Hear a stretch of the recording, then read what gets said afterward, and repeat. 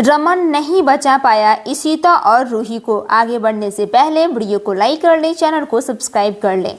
जब इशिता रूही को लेकर निधि के पास जाती है तो वहाँ पे निधि भी देख लेती है इशिता को। वो मुश्किल से कार से उतरती है, उसके हाथ में उसका बेबी होता है। इशिता कहती है कि निधि, मैंने तुमसे कहा था कि मैं वापस अकेले आऊँगी, तो देखो मैं अकेले आई हूँ, अब मुझे मेरे बेबी को लौटा दो। तुम्हें पता है ना वो कितनी छोटी है, उसे बाहर रहना सेफ नहीं है, वो मात्र 7th मंथ की है। इस बात पे निधि कहती है मुझे कोई दया नहीं है इसके ऊपर, ना ही कुछ रहम है, मुझे तुम अपने रूही को मेरे पास भेजो। इस बात पे इशिता थोड़ी देर के लिए घबरा जाती है, लेकिन यही वादा हुआ था, यही तय हुआ था कि इशिता उसे रूही को वापस देगी और निधि से अपने बेबी को वापस लेगी। इस बात पे दूर खड़े सारा एसीपी ये सब चीज़ देख रहा होता है और कहता है इशिता जल्दी से अपने बेबी को लेकर जाओ, मैं यहाँ पे हूँ।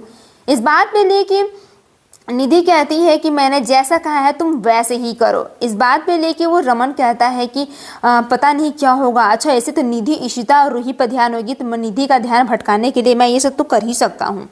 इस बात पे वो दिमाग लगाता है। तभी अचानक से वहाँ पे कार खड़ी होकर रमन ये सारी बातें सोच रहा होता है। निधि कहती है मैंने कहा था नहीं इशिता, तुम अकेले आओगी और हमारा यही तय हुआ था कि तुम रूही को लेकर आओगी, तो चलो रूही को दो और तुम अपने बेबी को ले जा। पर यहाँ पे निधि उल्टी चाल खेलती है और कहती है कि ना ही तुम्हें ये बेबी दूंगी और ना ही तुम्हें वो रूही मिलेगी। इस बात पे रमन ऊंची पहाड़ियों से आता है इशिता को रोकने के लिए ताकि वो निधि से अपने बेबी को ले पाए, लेकिन अचानक से उसका पैर फिसलने लगता है और वो बेबी नीचे खाई में गिरने वाली होती है। इशिता कहती है निधि तुम ऐसा कुछ भी नहीं करोगी, ये मेरी रिस्पॉन्सिबिलिटी है, कम से कम तुम तो एक माँ हो, समझ सकती हो ना कि किस प्रकार से कैसे कदर होती है।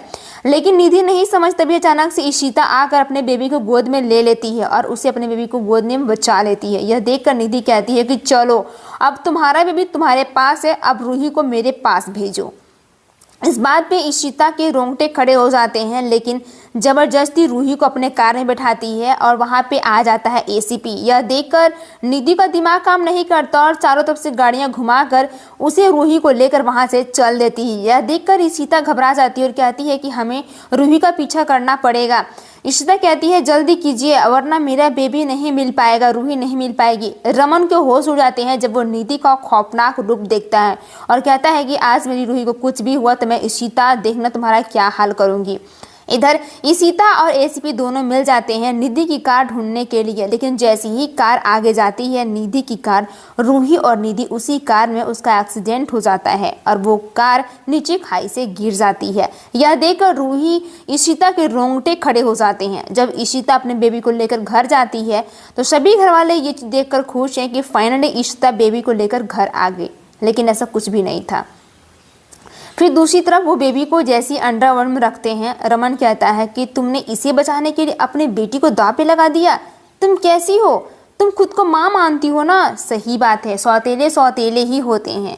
इस बात पे लेके इशिता के मन में बहुत बड़ा घाव करता है और रमन सिर्फ इशिता को सुनाए जा रहा होता है और कहता है इस लेडी से मैंने कहा था कि किसी को वहाँ लेकर मत जाना वरना बहुत बड़ा हंगामा हो सकता है, पर ये किसी की नहीं बात मानी और अंततः इसने इशिता, रूही और उसे वहाँ ले गए। और तुम्हारी वजह से एसीपी, तुम्हारी वजह से आज मेरी बेटी मेरे पास नहीं है, रूही जो मेरे जिगर का टुकड़ा थी।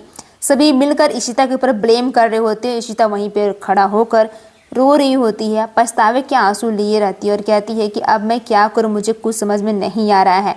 रमन कहता है कि मैंने बार बार मना किया था कि उस पल्लवी के मामले में मत पढ़, लेकिन नहीं, तुम्हें तो जगत माता बननी थी। देखो अपने ही बेबी को तुमने खो दिया, मेरी रूही को, जो मेरी रूही मेरे जिगर का टुकड़ा थी। तुम सच में तुम बोलती हो ना कि तुम इशी माँ हो? अरे कुछ नहीं हो इशी विशी माँ, तुम एक नंबर की सौतेली माँ हो जिसने अपनी रूही को अपने से दूर कर दिया, ये तुम्हारी एक गलती की वजह से। इशिता को बहुत बड़ा गिल्ट लगता है, उसे लगता है कि मैं अच्छी माँ नहीं हूँ, मैं बहुत बुरी माँ हूँ। उसे बहुत पछतावा हो रहा होता है। रमन कहता है कि एसीपी तू बीच में नहीं बोलेगा, सब तेरी वजह से हुआ है।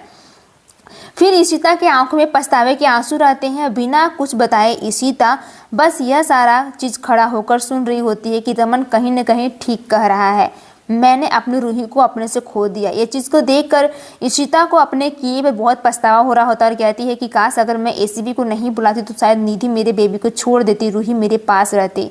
रमन चिल्ला चिल्लाकर इशिता से गुहार लगाता है और कहता है कि तुम अच्छी माँ नहीं हो, तुम इशिमा बिल्कुल नहीं हो सकती।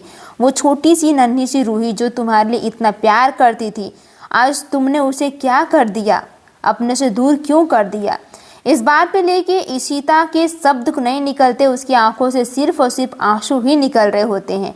इशिता को बहुत पछतावा हो रहा होता है और वो वहाँ से चल देती है उसी घाटी के पास जहाँ पे वो पहले एक बार गिर चुकी थी। जब वो जा रही होती है तो वहाँ पे आता है अशोक खन्ना और सूरज, दोनों जा रहे होते हो। कहता है कि मुझे लगता है ये इशिता है, तो सूरज कहता है इशिता तो नहीं है ना अब, तो बोले कि नहीं, मुझे पहले से ही शक था कि ये इशिता ही सनाया बनकर आई है और ये इधर कर क्या रही है, मुझे पता करना होगा। सूरज और ये अशोक दोनों खड़ा होकर यह सारा ड्रामा देख रहे होते हैं। फिर इशिता अपने आप को उन चीज़ बातों को याद करती है और कहती है कि मैंने ये क्या कर दिया, हे भगवान, मेरे हाथों से क्या गलती हो गया, मैं सच में अच्छी माँ नहीं हूँ, तो मुझे भी इस धरती पर रहने का कोई हक नहीं है। अपने आप को गिल्ट महसूस करती है और इशिता वहाँ पे खड़ा होकर पहाड़ियों से सोचने लगती है। तो इधर कहता है कि हे भगवान, ये क्या हो गया, वहीं से कूद जाती है। अशोक कहता है कि ये हो ही नहीं सकता, तुम पता है तुम्हें इतनी ऊंचाई से कूदने पर क्या हाल होती होगी और तुम्हें यह भी अंदाज़ा है कि कोई भी नहीं बचेगा। इस बात पे लेके जब रमन को इस बात का पता चलता है, एसीपी उसे बताता है, तो उसके रोंगटे खड़े हो जाते हैं। वो बहुत डर जाता है और कहता है कि ये मैंने क्या कर दिया। सभी घर वाले बहुत परेशान हैं। वहीं अब लीप ईयर यानी 7 साल बाद की कहानी दोहराया जा रहा है। आखिर रूही गई कहाँ और रूही की छोटी बहन वो है कहाँ। संतोषी को दिखाया जाता है, जहाँ संतोषी उधर आती है जूस लेकर, अनार का जूस लेकर, और देती है कि लीजिए माँ जी, आप ये पी लीजिए। तो उसे अचानक से याद करती है कि आपको सिर्फ एक ही इंसान संभाल सकता है, इशिता भाभी। तभी कहती है संतोषी कि तुम उसका नाम मत ले, पता है इस घर में उसका नाम लेना कितना बड़ा पाप है। वो मेरी बेटी थी, मेरी फ्रेंड थी, मेरा सब कुछ थी, पता नहीं उसने ऐसा क्यों किया, मुझे कुछ पता नहीं है। और उसे याद करती है। तभी अचानक से कहती है कि तू ना कुछ भी नहीं कर पाएगी, तुझे तो अंदाज़ा भी नहीं तुमने ये क्या कर दिया है। इसमें संतोषी के मन में बहुत बड़ा घाव करता है और वो बहुत डरे हुई सहमी हुई रहती है और मन ही मन बहुत कोसती है कि शायद आज सच बात है, इशिता रहती तो इतना कुछ कभी नहीं होता।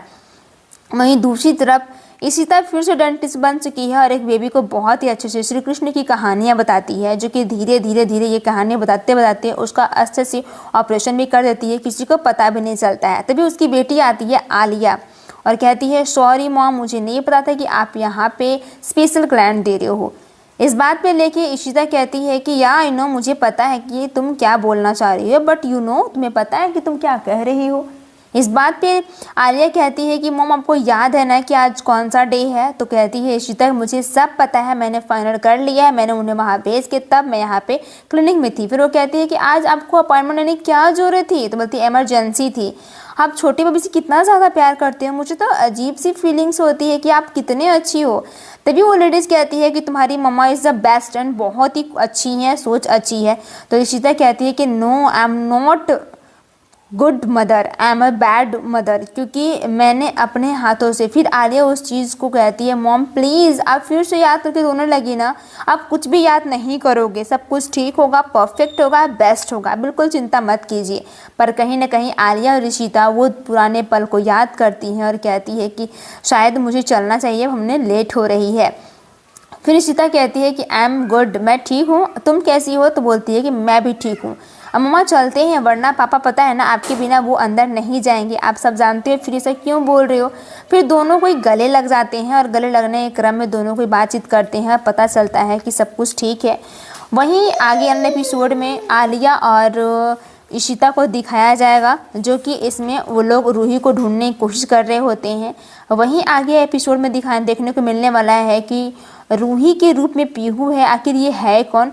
फुल एपिसोड देखने के लिए जियो प्लस, हॉटस्टार या फिर स्टार प्लस पे अवेलेबल है। धन्यवाद।